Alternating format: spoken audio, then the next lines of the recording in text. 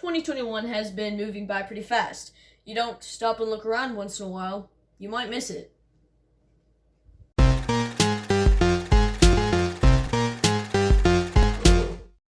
I started the month by watching Snake Eyes G.I. Joe Origins. It was really bad, and in September I think I watched the most bad films in 1 month since I started this series.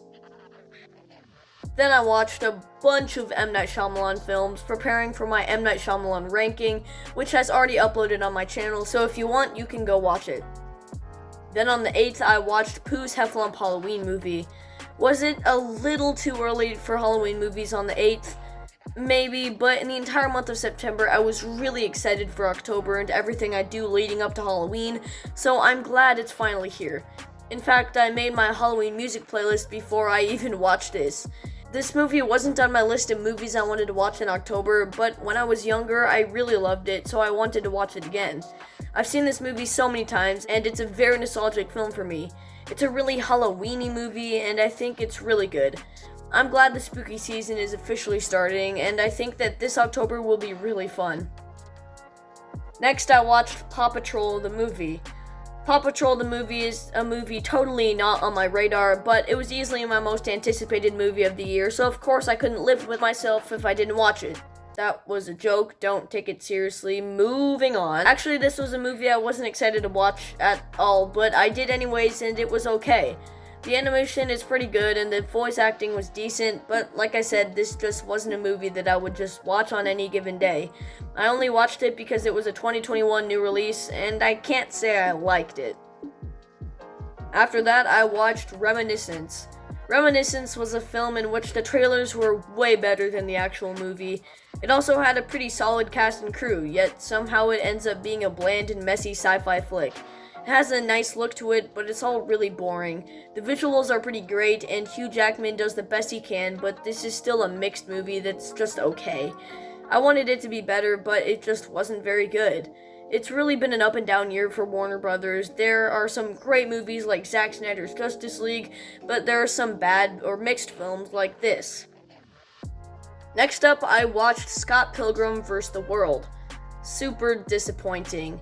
Edgar Wright is such a hilarious director, but this movie wasn't funny at all. His other films are far superior. The entire film has a pretty good style, and the video game feel was nice, but this movie just seems embarrassing. It's not funny at all, and none of the characters are likable. The fight sequence with Chris Evans was great, and some other of the fight sequences that looked and felt like a video game were great, but the rest wasn't at all. A kind of rewatchable film because of its style, but a film that just left a bad taste in my mouth. Its few great moments definitely helped it, but the moments that weren't great were kind of horrible in my opinion.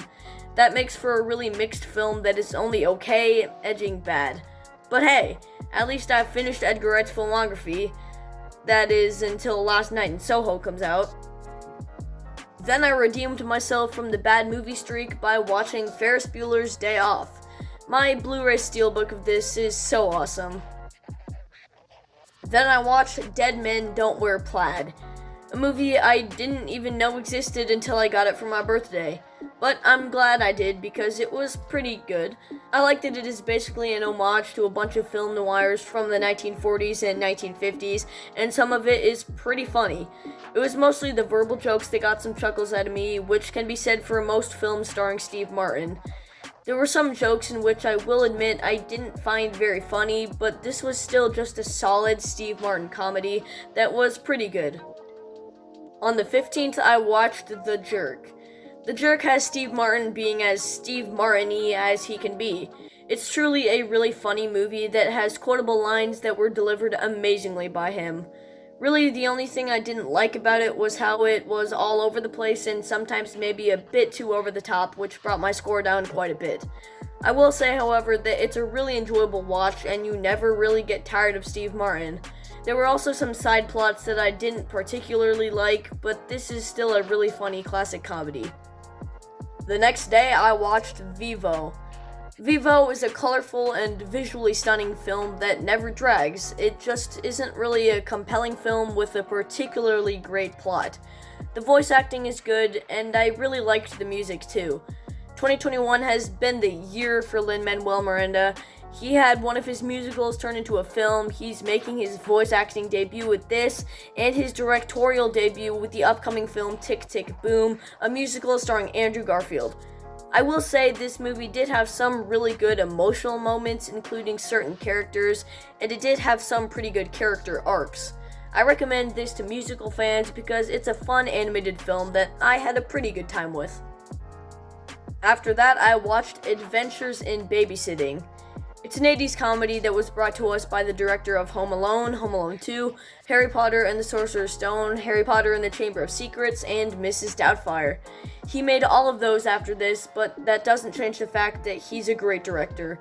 This movie had a pretty good main plot, and some side plots that were bad, but some decently funny moments and some decently exciting parts. Elizabeth Shue did a good job in her role, and it has that nostalgic feel that most 80s films have. Also, I watched this on Disney+, which is the edited version that's not PG-13, if that makes any difference to you. On the 19th, I watched Respect. Honestly, I'm not sure how I feel about this. I kind of like it, but at the same time, it felt super long and dragged out. The atmosphere wasn't my favorite, but Jennifer Hudson sure can sing. It was so crazy to hear her vocals, and they honestly sounded a lot like Aretha Franklin's. There were some characters I didn't really like, and I definitely think this could have and should have been trimmed down. It felt really long, and I didn't necessarily enjoy it. I also didn't really find it that interesting. It felt like something that I had already seen before when it came to the storytelling and structure of the film. This was just mediocre and not a film I'm going to rewatch, ever.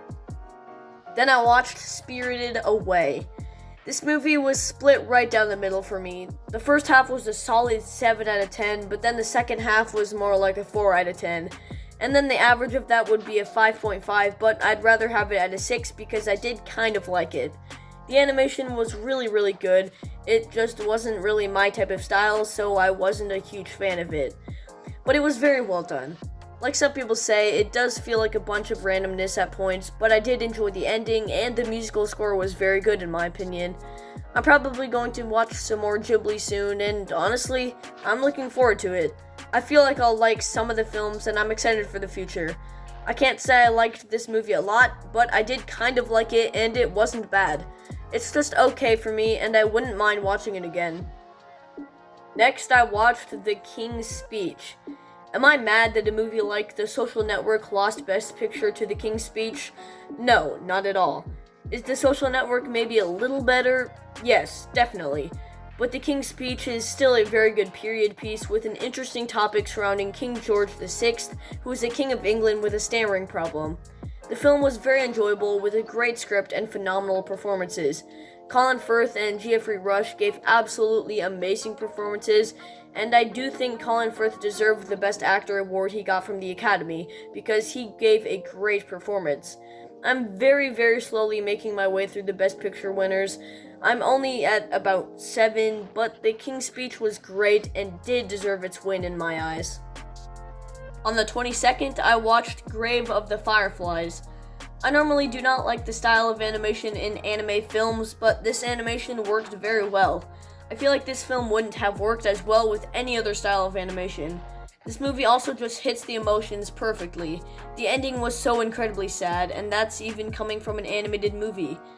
What I don't like is that at some points I wasn't as intrigued in what was happening on screen, so that bumped the score down a little, but this movie is still really good. The two characters we were following throughout the entire film were likable, cute, etc., and it was very sad to see the young girl die. That hit really hard. I'm expecting Grave of the Fireflies to stay at the top of my Studio Ghibli ranking for a long time.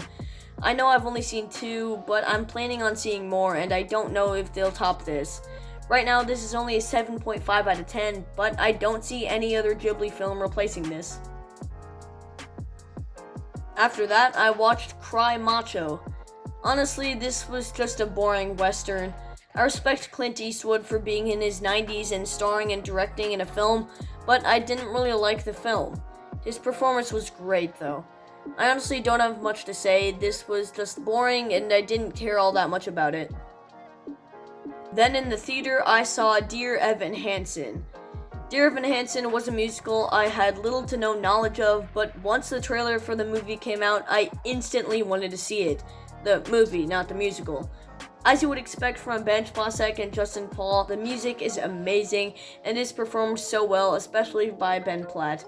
Ben Platt also gave a good performance in general, even though he's a 27-year-old playing a high schooler. His makeup was a bit much, but it wasn't that bad. This movie was also really heavy and emotional. There are many touching moments, most notably the speech that Evan gives at the Connor Murphy Memorial Service. I can see how some might call this movie offensive, but I think it tackles depression and anxiety pretty well in the character of Evan Hansen. He may be making a mistake, but he got roped up into the situation and it was hard for him to get out of it due to his anxiety. My favorite part of the entire film was the music, and it was just so good. I honestly couldn't tell if I was getting chills from the music or the temperature of the theater I was in. It was freezing in there. The same day, I watched Shang-Chi and the Legend of the Ten Rings, also in theaters. I hadn't ever seen 2 movies in the theaters over 1 week, and now I've seen 2 in 1 day. Anyways, this was one of the worst marketed films I've seen. From the trailers and posters, it looked like a lifeless, CGI stuffed action film, but while it was stuffed with CGI, the film did also have some heart to it. It surprised me with its comedy because there were some moments where I laughed out loud. It was fun seeing Trevor from Iron Man 3 back too, and I liked how we got to see the actual Mandarin in this. All of the action from the bus scene on was really great, and the fight on the side of the building was really exciting. The bus scene was also hilarious, but the choreography was also great too. I honestly thought the bus driver kind of looked like Morgan Freeman for a second. I do really like this film, but it is still kind of low on my MCU list. Then I watched Parenthood. Parenthood is another comedy that I own in my Steve Martin movie collection, and this one was basically exactly what I expected, except for some of the crass jokes. It's a film with a stunning and hilarious cast, including Steve Martin, Rick Moranis, Joaquin Phoenix, Mary Steenburgen, and Keanu Reeves. I wasn't a fan of how there are a bunch of plots going on at the same time with different characters.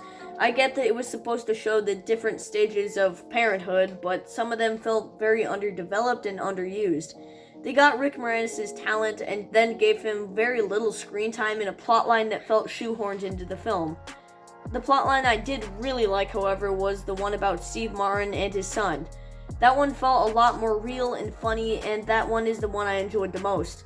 Seeing him help out at a birthday party and at Little League Baseball was pretty funny and entertaining. The one about the mom and her teen daughter was just weird in my opinion and could easily be taken out to improve the film. I wanted to like this more, but it was still pretty good. On the 28th, I watched Bowfinger. Bowfinger is one of the silliest Steve Martin movies to date. It has a silly concept, and obviously when working with Steve Martin and Eddie Murphy, you're bound to have an over-the-top film. It was fun seeing Steve Martin trying to make this film with his lead actor not knowing he's in it, and it definitely got some laughs out of me. The ending kind of reminded me of Tropic Thunder because these people made this horrible film and then at the premiere everyone loved it. If it was taking itself seriously, then I would have hated it, but it embraced that it was stupid, so I had a good time. And finally, I watched the original Dune from 1984. I'm really excited for the upcoming Dune film directed by Denis Villeneuve coming October 22nd. I'm not going to give you my score for the original yet because I want you to wait and see until I make my versus video between the 2 Dune films. If you follow my Letterboxd and seen my review for this film, then you know my score, but if you haven't, then you're just gonna have to wait.